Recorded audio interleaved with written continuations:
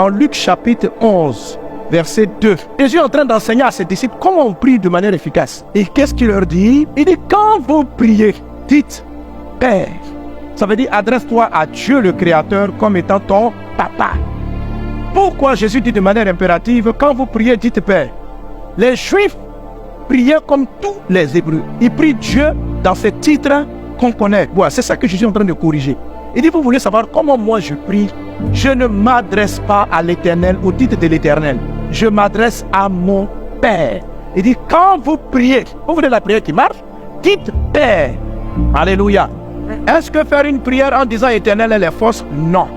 Ce n'est pas une fausse prière. Mais ce n'est pas le type de prière de Jésus.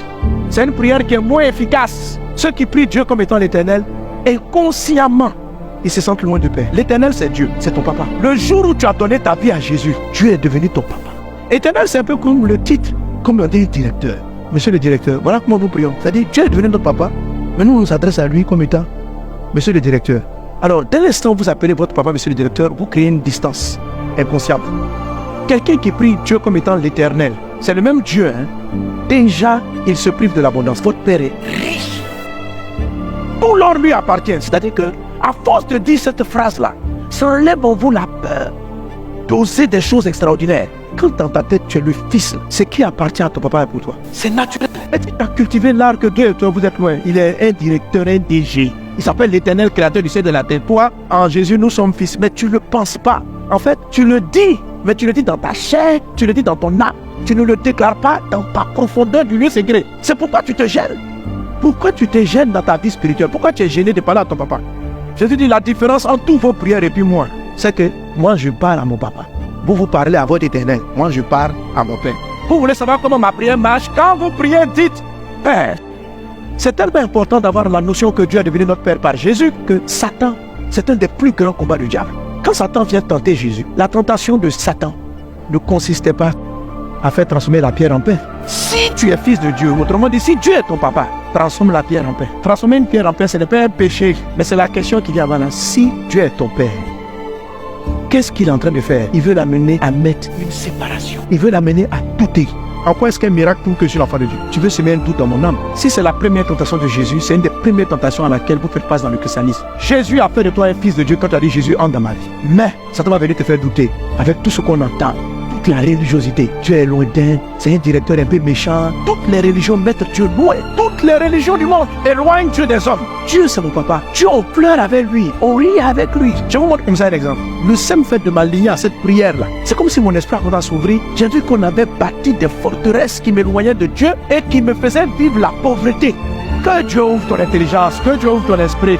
Dans la prière du Notre Père, il dit pardonne-nous nos offenses comme nous pardonnons à ceux qui nous ont offensés. Quand vous priez Dieu l'Éternel, tu te dis, il va me recevoir si je suis sale. Donc, avant de le rencontrer, tu dois me sanctifier. Donc, la première prière de ceux qui prient l'Éternel, quand ils veulent vraiment voir Dieu, c'est se sanctifier d'abord. Quelqu'un m'a dit, mais c'est très juste. Mais en fait, ça montre comment tu penses. Dans la prière du Notre Père, c'est notre Père qui exauce, que ton nom soit sanctifié, que ton règne vienne, que ta volonté soit faite sur la terre. Donne-nous le Père quotidien. Et puis après, pardonne. On n'a pas commencé par le pardon. Tu sais pourquoi? Le péché vous salit. Si je vais rencontrer une autorité, que je suis sale, je dois me laver, je dois me rendre propre avant de le rendre. Mais si c'est ton papa, tu n'as pas d'autre endroit où te laver si ce n'est pas dans la maison. Un enfant qui est sale, c'est la fa dehors. Un enfant qui est sale, il va à la maison. Tu veux qu'il se lave où? Oh, quand on prie l'Éternel, c'est pas ton papa, en fait. C'est pas ta maison. Donc, tu vas rentrer dans une maison qui appartient à quelqu'un, à une autorité. Donc, tu as besoin d'être lavé. Et c'est ce qui élimine beaucoup de chrétiens.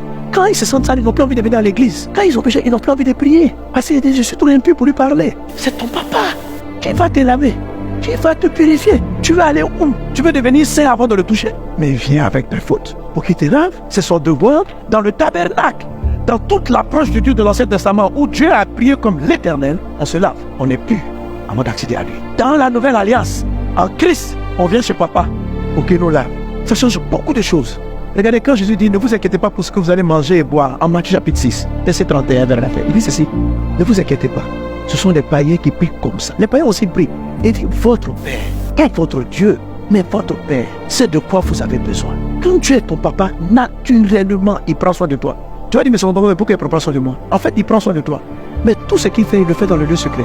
Et toi, tu n'accèdes pas au lieu secret du Dieu le Père. Tu accèdes à l'Éternel. Tu vas rencontrer ton Créateur toujours à la direction de son métier, de son travail de l'Éternel. Au lieu de te traiter à lui à la maison, tu ne rentres pas dans le lieu secret de la chambre.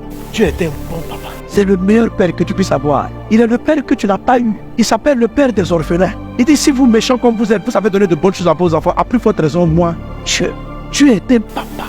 Très bon. C'est ce que Jésus-Christ nous a offert. La seule chose qui fait qu'un chrétien qui a compris la notion du Père, ce qui fait qu'il ne peut exaucer, c'est une notion de maturité. Je crie à toi, Père.